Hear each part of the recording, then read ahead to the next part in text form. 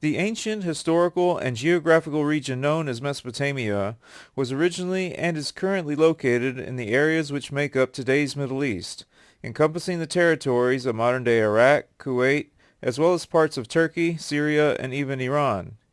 Ancient Mesopotamia is also considered to be the cradle of civilization due to the emergence of some of the world's earliest known human settlements being traced to this earthly locale. The Sumerian civilization, which was once established in the southern parts of Mesopotamia, is the oldest known settlement in that region and is arguably the oldest human settlement in the world.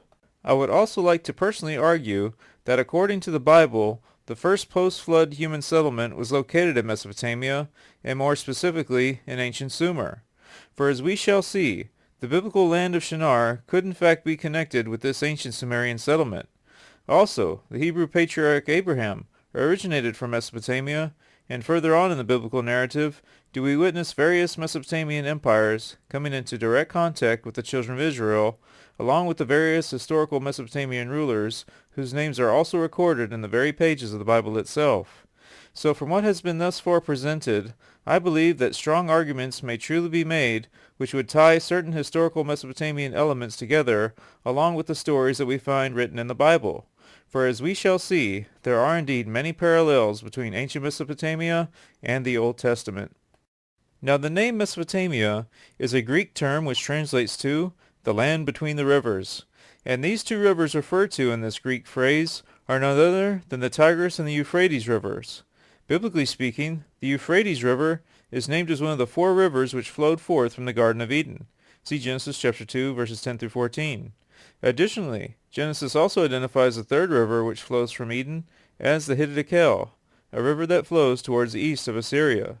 Traditionally, the Hittite River is another name for the Tigris River, and since Assyria is within the borders of Mesopotamia, then this points us to Mesopotamia, the land between the rivers, as a possible geographical origin of where the Garden of Eden could have initially been planted. So even from the very opening chapters of the Bible are we presented with a connection which links the Old Testament to ancient Mesopotamia. Returning our focus back towards the historical findings concerning the Sumerian civilization, and by additionally scanning over certain biblical passages, do we come to a possible parallel which could very well unite these two accounts together.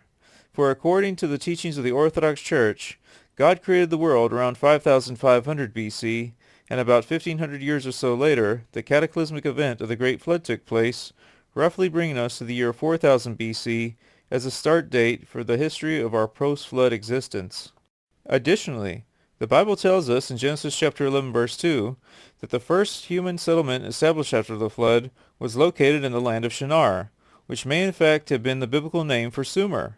Amazingly, secular historians have placed the emergence of the Sumerian civilization to have occurred around the year 4000 BC, which matches both the biblical date and location of the world's first post-flood civilization.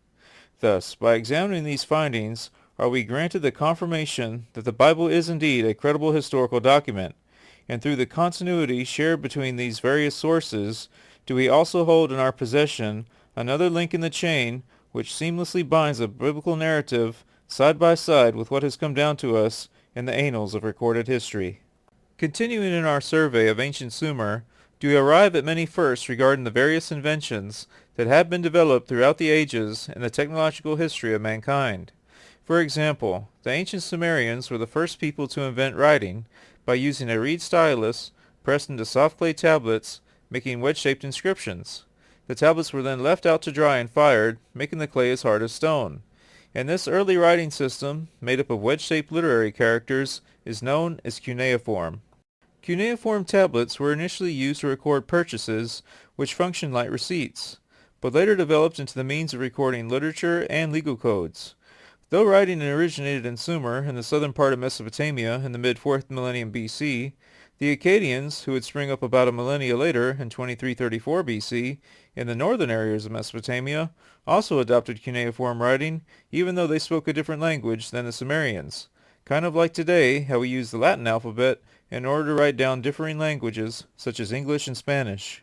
The differences between these two particular Mesopotamian peoples was that the Akkadians were a Semitic people, while the Sumerians were a non-Semitic people. Now it is a point of argument among scholars pertaining to the racial origins of the Sumerians. Some researchers have classified the Sumerians as Hamitic, while it has also been pointed out that the Sumerian language has no known links to any other language family, including Hamitic tongues. And this unique variable has made the linguistic and ethnic origins of the ancient Sumerians a mystery of history. However, by examining the biblical record, a possible link tying the Sumerians with a particular people group may in fact be found. According to what is known as the Table of Nations, as referenced in Genesis chapter 10, the Bible informs us of the various people groups who emerged in the years following the flood. For Noah had 3 sons, Ham, Shem, and Japheth, and from these 3 men and from each of their wives would the entire world be repopulated.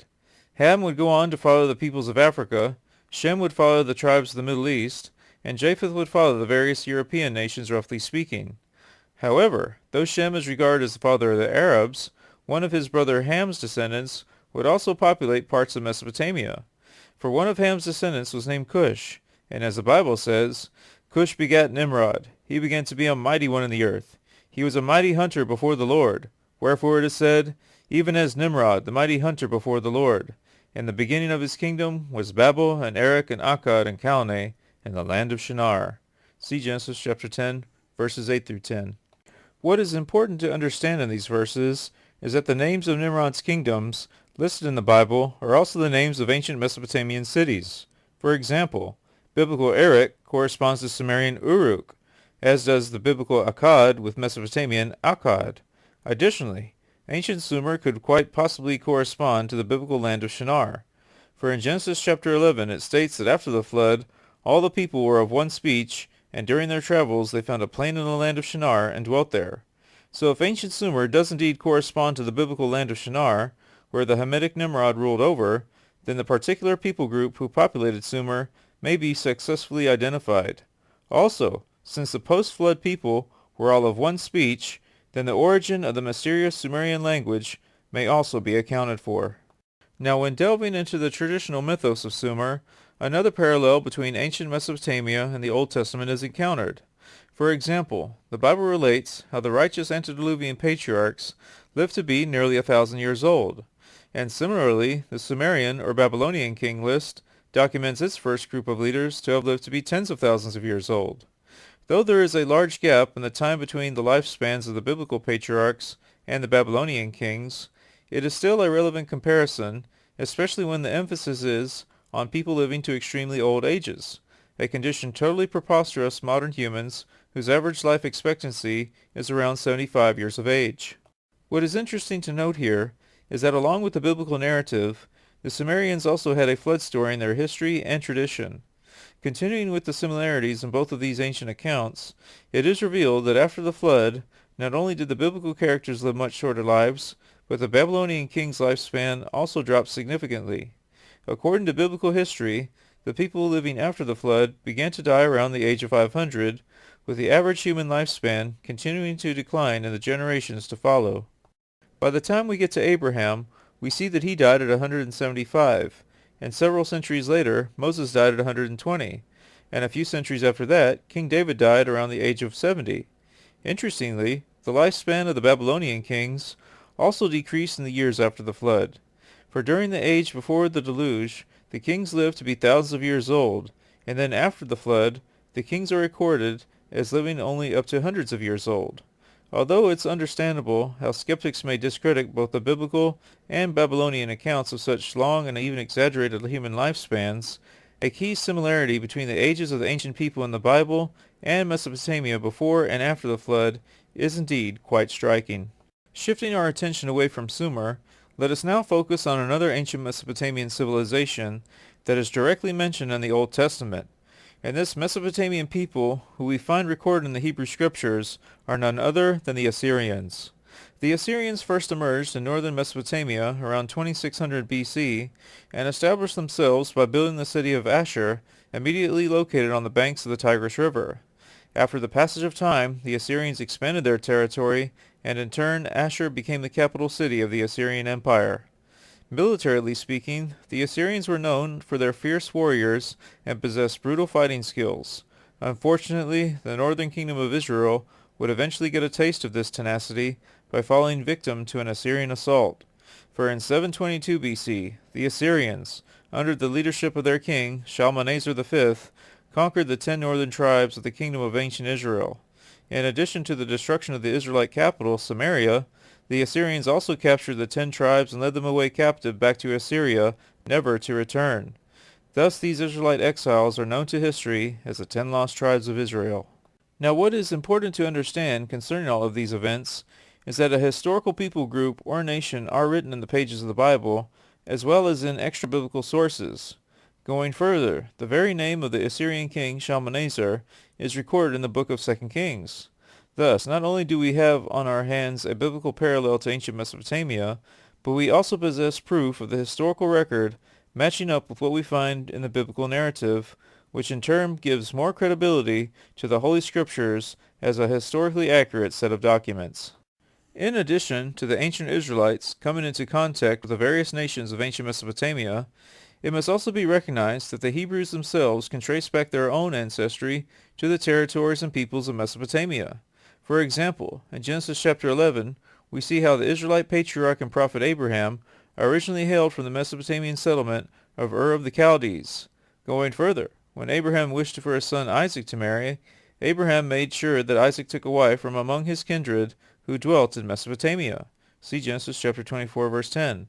Thus, from what we find in these scriptures, it could be argued that the Jewish people living today do indeed possess racial roots which stem from the land and peoples of ancient Mesopotamia. Another link connecting the Jewish people with Mesopotamia has to do with the Babylonians who destroyed the Temple of Solomon and all of Jerusalem in 586 BC and then took the Jews captive back to Babylon, a nation located within the territories of Mesopotamia. And this period of Jewish history is known as the Babylonian Captivity. However, though this was a dark day for the Jews, it was also in their exile in Babylon where the Jews compiled their various religious documents and texts into a single book or scroll, which would later form the Hebrew Scriptures of what Christians call the Old Testament. It was also at this place and time where the Jews began to assemble in houses of prayer and would offer up worship unto God and intently study the Holy Scriptures, such as the Torah. For not only left without a temple, the Jews now found themselves in a strange land and had no other choice but to come together in order to maintain their faith and identity. And these Jewish congregations in Babylon are believed to be the foundation of the synagogue.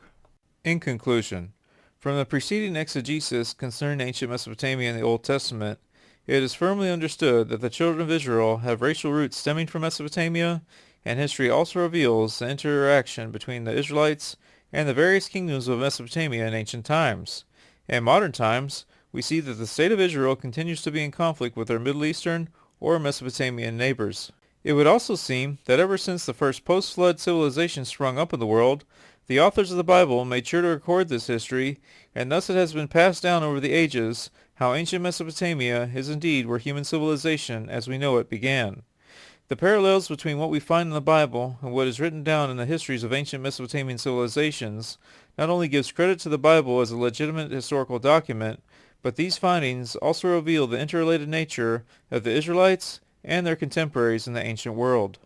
From what has been thus far explained in this concise presentation, I believe a strong link connecting the historical record with the biblical record has indeed been revealed.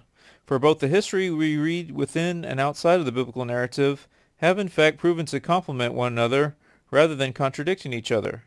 This should give the student of history confidence when scrutinizing what the Bible teaches, along with what has come down to us concerning the history that lies outside of the biblical narrative. So I think it is safe to say that studying the Bible does indeed equip all students of history with a guidepost to better understand the history of the ancient world, especially ancient Mesopotamia. This is the Leap of Faith.